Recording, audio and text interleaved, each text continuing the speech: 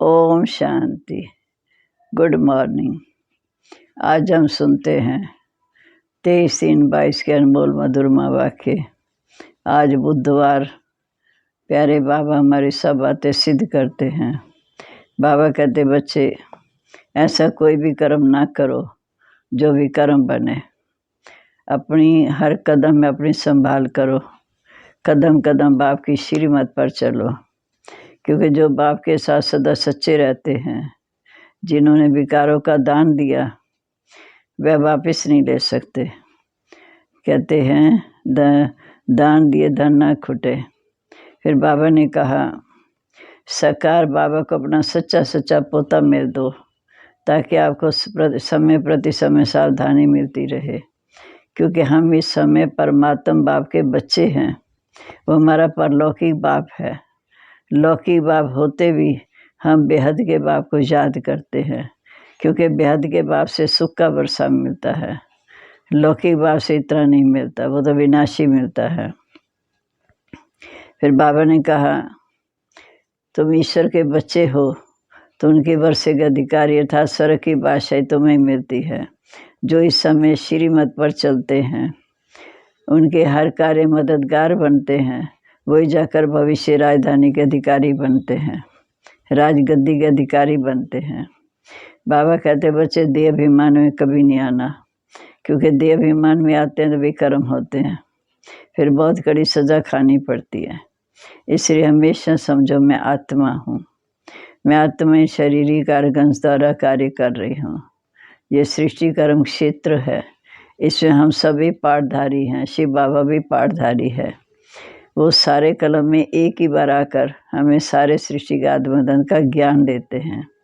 हम आत्माएं तो ऊपर से आते हैं सतयुग की नई दुनिया में, फिर 84 जन्मों का पाठ पूरा करते हैं। सतयुग त्रेता सुख, द्वापर कलयुग दुख। सतयुग में हम होते हैं 16 कला संपूर्ण, फिर बीच में त्रेता में 14 कला, फिर द्वापर में भक्ति मार्ग शुरू होता, और कलयुग अंत में कोई कला नहीं रहती। फिर बाप आकर फिर से हमें राजयोग सिखाकर फिर हमें वर्षे का अधिकारी बनाते हैं। ये सृष्टि रूपी रंगमंच पर इस प्रकार खेल चलता है हार जीत का। अब हमें बाबा की श्रीमत पर चलना है, उनको अपना सच्चा सच्चा पोता मेल देने हैं, ताकि हमारा कोई भी विकर्म हो जाए तो सच सुनाना उससे आधा माफ़ हो जाता है। सच सुनाएंगे तो बाप के दिल तख्त पर चढ़ेंगे। अब हम सुनते आज के मधुरमा वाक्य। बाबा कहते मीठे बच्चे कोई भी कर्म विकर्म ना बने, इसकी पूरी संभाल करनी है। कदम कदम पर बाप की श्रीमत लेकर कर्म में लाना है। प्रश्न है विकर्मों से कौन बच सकते हैं? बाप की सहायता किन्हें मिलती है? जो बाप से सदा सच्चे रहते, प्रतिज्ञा कर विकारों का दान देकर वापस लेने का संकल्प भी नहीं करते, वह विकर्मों से बच जाते हैं। बाप की सहायता उन्हें मिलती जो कर्म विकर्म बनने के पहले राय लेते हैं। साकार को अपना सच्चा सच्चा पोता मेल बताते हैं। बाबा कहते बच्चे सर्जन के आगे कभी भी अपनी बीमारी छिपाना नहीं। अगर पापों को छिपाएंगे और सुनाएंगे नहीं, धीरे धीरे वृद्धि को पाते जाएंगे तो पद भी भ्रष्ट हो जाएगा, सजाएं भी खानी पड़ेंगी।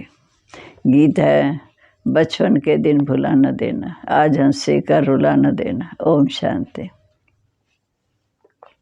बच्चों ने गीत सुना कि बाप बच्चों को सावधानी देते हैं कि मीठे बच्चे इस समय तुम आकर ईश्वर के बने हो और जानते हो हम ईश्वर की संतान हैं। सारी दुनिया मानती है कि ये गॉड फादर है। फादर माना हम उनकी संतान हैं। परमपिता तो बच्चे ही कहेंगे, तुम लौकिक के बच्चे तो हो ही, अब परलौकिक बाप के बच्चे बने हो। किसरी बने?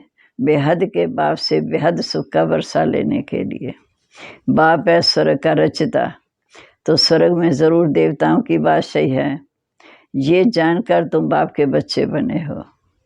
राजा को अगर बच्चा नहीं होता तो गोद में लेते हैं। तुम भी अभी जानते हो हम ईश्वर के बने हैं, उससे हमें स्वर्ग की बादशाही मिलेगी।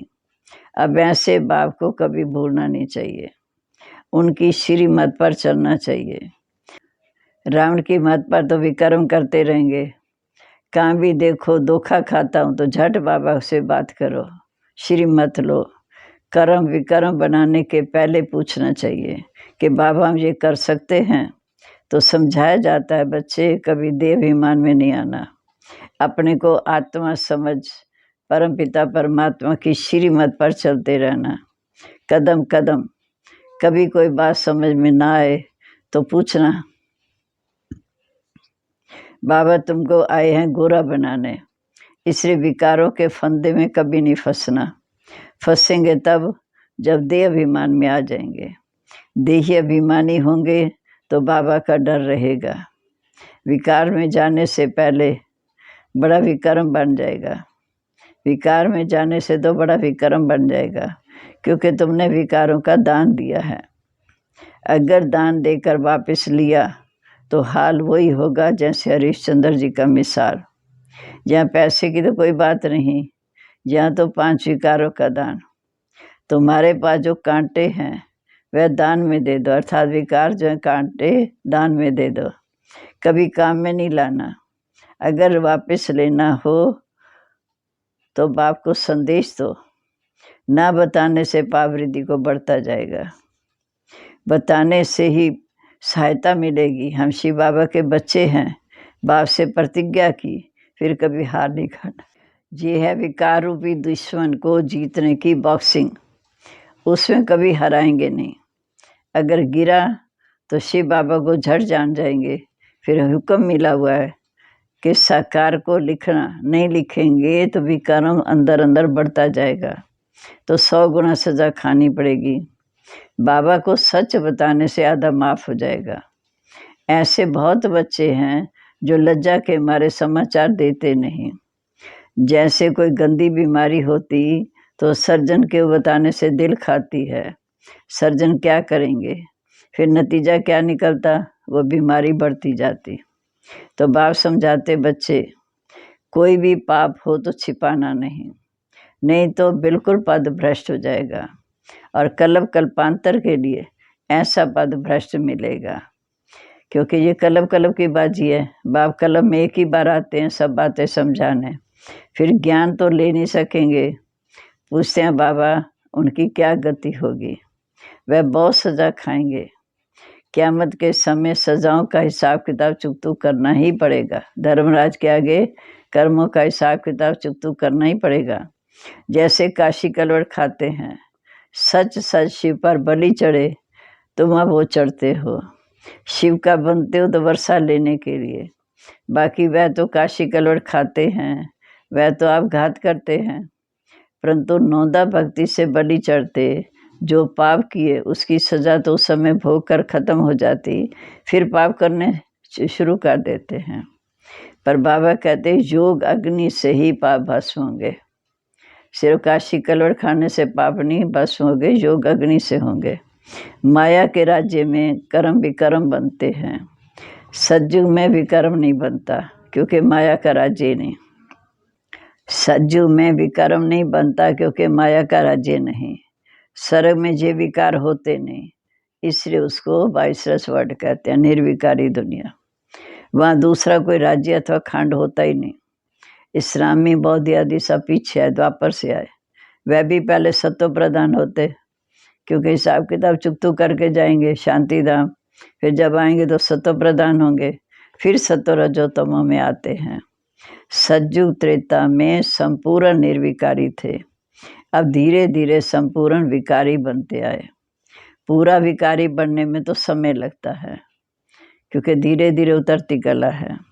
सतयुग में 16 कला, फिर त्रेता में 14 कला, फिर कला उतरते जाते, क्योंकि है ही उतरती कला। द्वापर के शुरू में 8 कला, फिर कलयुग में 4 कला, अंत में 9 कला।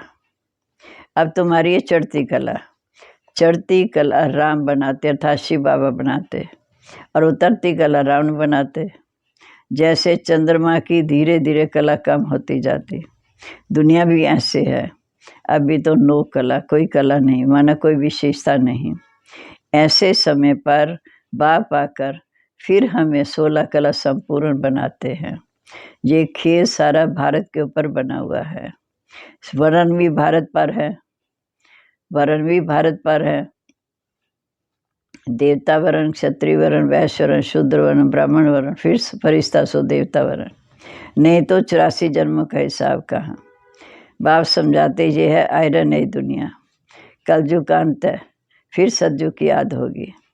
जो देवी देवता धर्म वाले धर्म भ्रष्ट कर्म भ्रष्ट हो गए वह फिर आएंगे। तुम आए हो, देखो झाड़ के अंत में ब्रह्मा खड़ा है, वह है तमो प्रधान।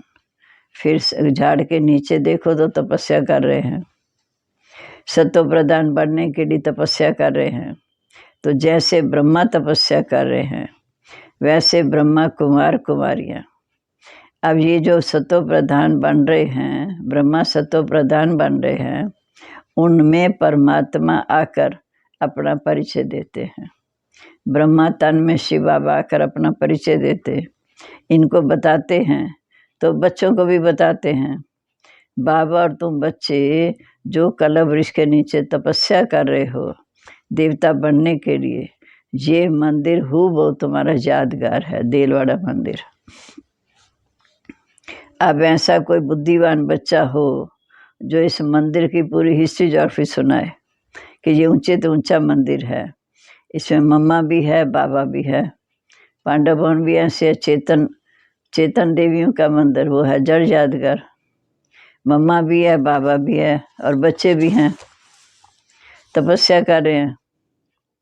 जिन्होंने भारत को स्वर्ग बनाया उनकी हिस्ट्री जोग्राफी विदेश वाले सुनेंगे तो कहेंगे ये तो हमारे बाप का मंदिर है, जो भारत को स्वर्ग बनाते, जो इस समय प्रैक्टिकल में बैठा है। शिव बाबा इस समय प्रैक्टिकल में ब्रह्मा तन के द्वारा हमारे सामने है, ये तो कोई जानते नहीं।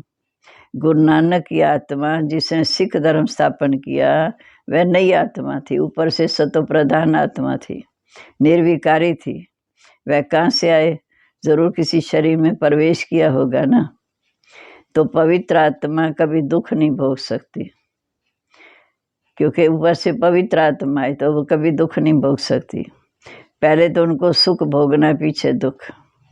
ऐसा कोई भी कर्म नहीं किया जो दुख क्यों भोगेंगे। हम ही पहले संपूर्ण रहते, फिर धीरे धीरे हमारी कलाएं कम होती। हर एक मनुष्य का ऐसे होता। बुलाते हैं हे पतित पावन आओ, तो जरूर आकर पावन दुनिया की स्थापना करेंगे और पति दुनिया का विनाश होगा। ब्रह्मा द्वारा स्थापना, शंकर द्वारा पुरानी सृष्टि का विनाश। अच्छी रीति समझाते हैं, ये उनकी बुद्धि में बैठेगा जो देवी देवता धर्म का होगा। इसलिए बाबा कहते भक्तों को भी ये ज्ञान दो। कोई को ये पता ही नहीं कि हम पहले देवी देवता धर्म के थे, फिर असुर बने, लक्ष्मी नारायण ने पूरे 84 जन्म लिए। अब तुम शूद्र से ब्राह्मण बने हो, तो बाद में आते हैं वह ब्राह्मण नहीं बनेंगे। जो बाद में आएंगे द्वापर युग से वह ब्राह्मण इस समय नहीं बनेंगे। ये बातें उनकी बुद्धि में बैठेंगी जिन्होंने कल पहले ये बातें समझी होंगी। नहीं तो बाहर गए और खलास। बाबा के सामने बैठते नशा चढ़ता, बाहर गए तो खलास। इसमें मेहनत है, गुरु को पूरा फॉलो करते नहीं, फिर फॉलोअर्स कैसे कहलाएंगे। गुरु लोग भी उनको कुछ कहते नहीं, अगर कहें फिर एक भी फॉलोअर्स ना बचे, क्योंकि गुरु ने तो सन्यास किया, फिर बाकी तो ऐसे सब सन्यासी बन नहीं सकते, फिर खाएं कहाँ से।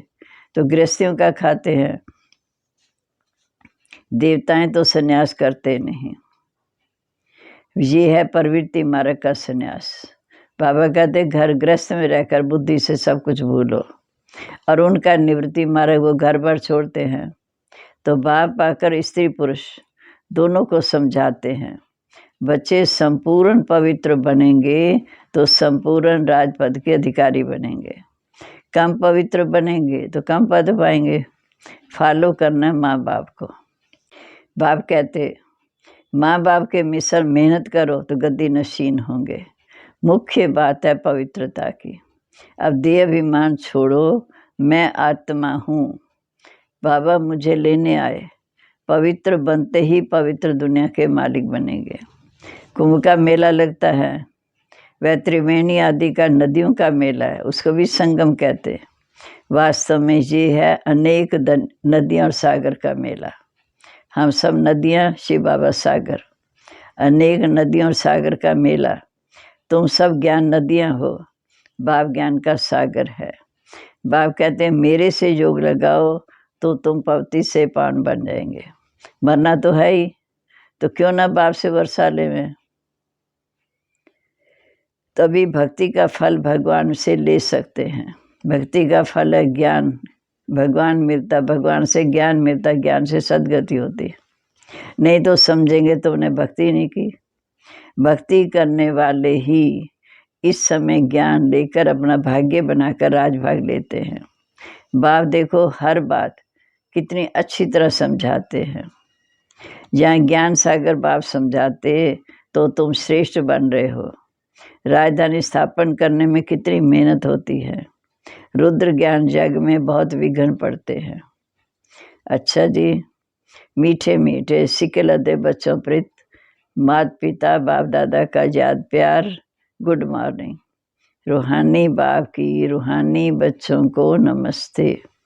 रूहानी बच्चों की रूहानी बाप दादा को नमस्ते। नमस्ते बाबा, गुड मॉर्निंग। शुक्रिया बाबा, शुक्रिया। कितना में योग्य बनाते हैं। अब धारणा के लिए मुख्य सार। पहला, देह अभिमान में आकर कभी भी विकारों के फंदे में नहीं फंसना है। कर्म विकर्म ना बने, इसलिए कर्म से पहले, विकर्म बनने से पहले बाप से राय ले लो। दूसरा, माँ बाप को फॉलो करना है। ऊंच पद के लिए संपूर्ण पावन जरूर बनना है। अब आज का वरदान, न्यारेपन की अवस्था द्वारा पास विथ ऑनर का सर्टिफिकेट प्राप्त करने वाले अशरीरी भव। न्यारेपन की अवस्था द्वारा पास विथ ऑनर का सर्टिफिकेट प्राप्त करने वाले अशरीरी भव। पास विथ ऑनर का सर्टिफिकेट प्राप्त करने के लिए मुख और मन दोनों की आवाज़ से परे शांत स्वरूप स्थिति में स्थित होने का अभ्यास चाहिए। मन का भी मौन, मुख का भी मौन, आवाज़ से परे शांत स्वरूप स्थिति में स्थित होने का अभ्यास चाहिए। आत्मा शांति के सागर में समा जाए। ये स्वीट साइलेंस होम की अनुभूति बहुत प्रिय लगती है। तन और मन को आराम मिल जाता है। अंत में ये शरीरी अशरीरी बनने का अभ्यास ही काम में आता है। शरीर का कोई खेल चल रहा है, अशरीरी बन आत्मा साक्षी न्यारा हो अपने शरीर का पाठ देखे तो यही अवस्था अंत में विजयी बना देगी। मैं आत्मा हूँ, शरीर हिसाब किताब है, साक्षियों का देखें तो अंत में विजयी बना देगी। अब है स्लोगन, सर्व गुणों व सर्व शक्तियों का अधिकार प्राप्त करने के लिए आज्ञाकारी बनो। सर्व गुणों व सर्व शक्तियों का अधिकार प्राप्त करने के लिए आज्ञाकारी बनो। अब है मातेश्वरी जी के अनमोल महावाक्य, सृष्टि पर कभी परले होती नहीं। सृष्टि पर परले कभी होती नहीं। अब ये जो मनुष्य समझ बैठे हैं कि सृष्टि पर कोई समय परले अवश्य होती, तो परले ऐसे ही समझते हैं। अब परले का मतलब है कि सृष्टि पर जलमय हो जाना, सारा खत्म हो जाना, नई सृष्टि की स्थापना होती है। जिस नई सृष्टि की शुरुआत दिखाते हैं, कैसे सृष्टि के आदि में श्री कृष्ण देवता पीपल के पत्ते पर अंगूठा चूसता दिखाते हैं, फिर ऐसे सृष्टि की उत्पत्ति शुरू होती। अब ये विवेक से समझने की बात है। जब हम कहते हैं प्रलय का अर्थ है जलमय, तो इसका मतलब एक भी सृष्टि पर ना रहे। मनुष्य ये नहीं जानते कि प्रलय का मतलब यथार्थ ये है कि सृष्टि पर जो इतनी अपवित्रता होने के कारण सभी दुखी हैं, उस अपवित्रता की प्रलय हो जाती है। सृष्टि पवित्र बन जाती, गोया तमोगुणी सृष्टि बदल सत्वगुणी सृष्टि बन जाती है। तो इसका मतलब कि सृष्टि पर प्रलय नहीं है, मगर सृष्टि पर आश्री अवगुणों की प्रलय होती। बाकी कोई मनुष्यों की परले नहीं होती। अगर सृष्टि परले हो जाती तो गीता में भगवान ने जो कहा कि सृष्टि अनादि है, बाकी इतना ज़रूर है कि पुरानी दुनिया अर्थात तमोगुणी सृष्टि का विनाश हो, फिर नई सत्वगुणी दुनिया की स्थापना होती है। तो विनाश और स्थापना का कार्य दोनों इकट्ठा चलता है। इधर साइंटिस्ट वाले विनाश की तैयारी कर रहे हैं, इधर शिव भगवान वाच स्थापना का कार्य। ऐसे नहीं कहेंगे कि सृष्टि परले हो जाती, इसी सृष्टि पर स्वर्ग और नरक की स्थापना होती।